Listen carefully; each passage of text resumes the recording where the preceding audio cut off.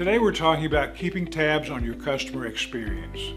The customer experience is often measured by a thing called CSI, or Customer Satisfaction Index.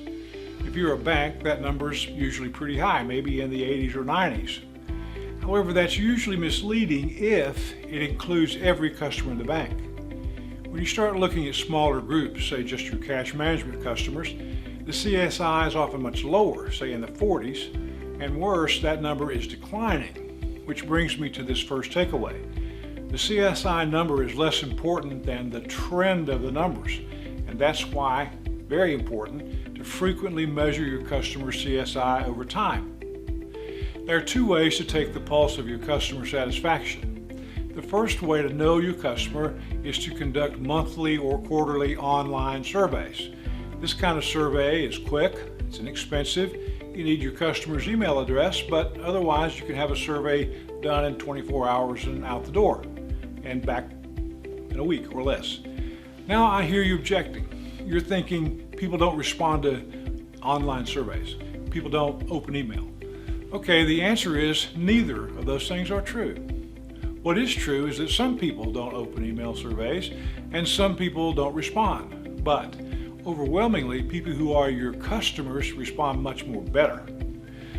What can you expect as a response rate? I find these days between 5 and 10%. What, you say? That's not very high. Well, if you were born before 1980, you may have that inclination, but this is the 21st century. Mail and phone surveys are crazy expensive, not worth the cost, and even though the response rate might be a little higher, it takes a lot more time to get. A response rate of 5% isn't bad, especially if you, 1, concentrate on broad trends, not fine details. 2, if you survey over time, say quarterly, you'll improve the reach of your survey and the improved response that goes with it. And 3, even with a response rate of 5%, the information will, I promise, be useful, actionable, and reliable. Now there are some caveats. Here's the first one. You have to target and segment important customer groups. So for example, if you're a bank, it might be smart to target your treasury management customers or your commercial loan customers. Why?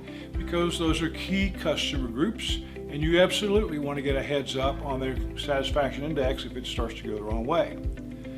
Second, you have to ask the right questions. And closely related to this, you must ask only a few questions. Control freaks take note. The more questions you ask, the lower your overall response will be. And the last caveat is, plan to survey the same groups of people over time. Remember, you're looking for trends. You absolutely want to get feedback frequently in that case. So, let's assume you're a bank. And let's assume you plan to roll out an improved cash management product that has many more features than the existing one. In fact, this new product will mean that cash management customers may never have to darken the bank's door at all. In this case, I suggest you survey those cash management customers to determine their level of satisfaction before you roll out the new service. Then I suggest you survey about 30 days later, after the rollout, and then maybe again 120 days after that. Now, why do you want to do that? Well, because you'll establish a baseline of where the satisfaction was before the new product rolls out. And then you'll have 2 other survey periods after the rollout so you can see how things are going. If you do it this way, you'll have hard numbers, you can spot problems, and more importantly, act on them before things get out of hand. Now, let's talk about the second important way to monitor your customer satisfaction. Oldie but a goodie. Go eat lunch with them. Visit them in their office. Arrange for a few drop-ins every couple of months in one of your offices. I like this because you get FaceTime, and FaceTime is a very good way to receive customer feedback. Of course, it's not as scientific. You don't get the breadth and the depth of an online survey, but a lot of good can be said for having, say, 6 average face-to-face customer interactions per month? Yes. Now, I know all this is obvious. It's a blinding glimpse of the obvious. Why take the time to talk about something everybody knows and agrees about? Well, just because it's obvious doesn't mean it's getting done. Oddly, most companies, the more they grow, the less often they do the survey, FaceTime or otherwise. Why do you think that's true? Well, here's what I've learned. What companies would rather do, instead of research, is go with their gut. They're more comfortable relying on their past experience, which could be completely wrong or completely out of date. And if there are problems, they'd rather not know. That's called being in denial. The number two reason companies don't like to do research is they feel that it is a sign of weakness, that they have to admit they don't know everything or don't have the experience on everything, which is really saying, you know, my ego means more to me than my customer experience does.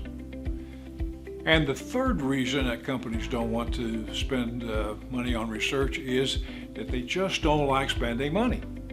It's like not buying a smoke detector when it's going to cost you $50 to buy and maybe $5 a year for batteries because you just don't want to spend the money.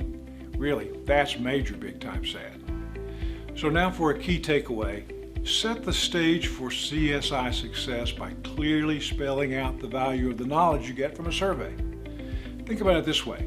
If your home is worth $250,000 and your casualty insurance is $900 a year, it's pretty easy to establish the value of the insurance. $900 versus a $250,000 loss. So, returning to our banking example, if a bank has 1,500 cash management customers, some of them are loan customers, some of them are checking, some are both, but my experience is that a cash management customer is worth about $3,500 a year in profit. If you've got 1,500 customers, well, what does that comes to? Wait for it, $5.25 million is the value of that entire portfolio. $5.25 million per year. So here's the last takeaway.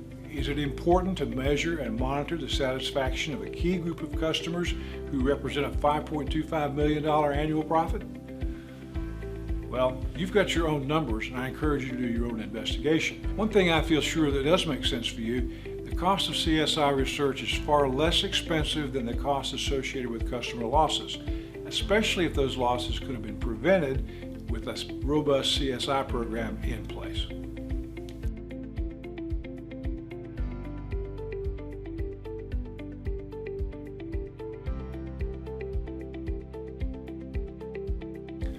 So, are you on the fence about what to do next? Maybe you're feeling overwhelmed about where to begin. Maybe you'd like to put a toe in the water, get more information without sales pressure and without obligation. In that case, pick up the phone and give me a call. I'll set aside an hour to listen to you about your issues. After that conversation, I'll probably have 2 or 3 suggestions you can use to get a CSI program started for yourself. And there's no cost for this phone call. Actually, we never charge for a pick your brain session, but we do have to set up that call to be successful, and we have 2 ways to do that. One is we provide a guide or an agenda that'll keep us on track and help that phone call be productive. Now we're talking something uncomplicated here, maybe one side of one piece of paper. And before we talk, we'll send a signed privacy and non-disclosure agreement, which legally forbids me to expose any information you share, so that way you can feel comfortable about telling me stuff.